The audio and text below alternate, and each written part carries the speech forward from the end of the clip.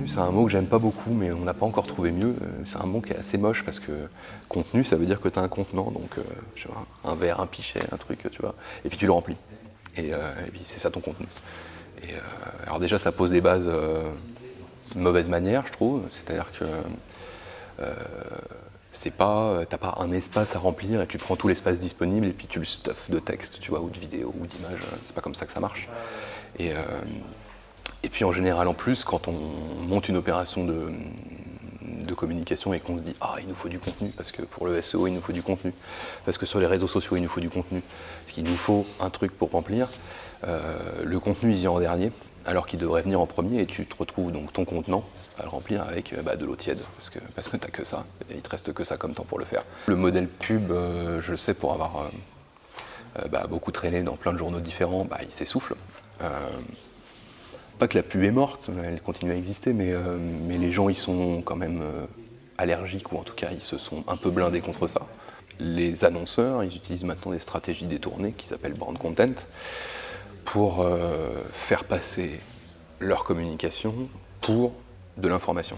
Alors ça existe depuis toujours, hein, ça s'appelait le Publi Info avant, mais maintenant ça prend des formes plus subtiles ou plus tricheuse, hein, ça dépend de quel côté on se place. Mais c'est une forme de communication qui prend le parti de dire finalement les gens aujourd'hui, ils ont besoin d'informations, ils ont besoin d'être aidés à faire des choix de consommation, puisqu'on est là pour vendre des trucs. Et le meilleur moyen d'y parvenir, c'est pas de leur matraquer que ton produit il est plus beau qu'à côté, ou qu'il est moins cher, ou qu'il est les deux, mais qu'il peut les aider à résoudre un problème, à avoir une vie meilleure, et pour telle ou telle raison. Le problème, c'est que c'est les mêmes mecs qui faisaient de la com avant et qui font de l'information aujourd'hui. L'information comme ça. Donc en fait, au lieu de faire ce qu'ils faisaient avant très bien, des spots de pub chiadés, ils font des articles mauvais. Donc ça, c'est aussi un vrai problème du brand content. Il n'y a pas une bonne forme de contenu. Il y a une bonne forme de contenu selon ton message, et selon ton internaute ou ton client. Il y a un moment donné où il a besoin de texte, il y a un moment donné où il a besoin de vidéo. Il y a d'autres moments où il est dans sa bagnole et un podcast, ce sera top.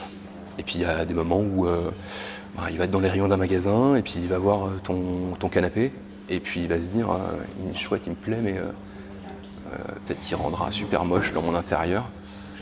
Je le photographie, je le scanne, j'ai l'appli et puis j'ai une photo sur mon smartphone de mon salon et je vois à quoi ça ressemble. C'est du contenu.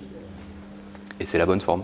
Le problème, c'est quand tu mets la charrue techno avant ton bœuf, quoi. C'est-à-dire, c'est bien d'avoir un truc qui fait papa-maman et puis qui te dit l'internaute, on a modélisé son parcours, ça fait comme ça, mais si t'as rien à mettre en face, ou si ton information elle est pourrie, ou si ça se voit, parce que ça c'est quand même la grosse star, que tu l'as bourré de mots-clés et puis que t'es dans un discours hyper vendeur, hyper c'est moi le plus beau, hyper j'ai mis 4 fois mon nom parce que comme ça Google il saura que c'est moi. Dans marketing de contenu, t'as con, et le principe de base, s'il y en a qu'un à retenir, c'est qu'il faut arrêter de prendre ton lecteur pour un con. Il est plus malin que toi, il est au moins aussi malin que toi en fait. Et il te voit venir à 2000 km quand tu viens avec des gros sabots et que tu essayes de lui vendre quelque chose dont il n'a pas besoin.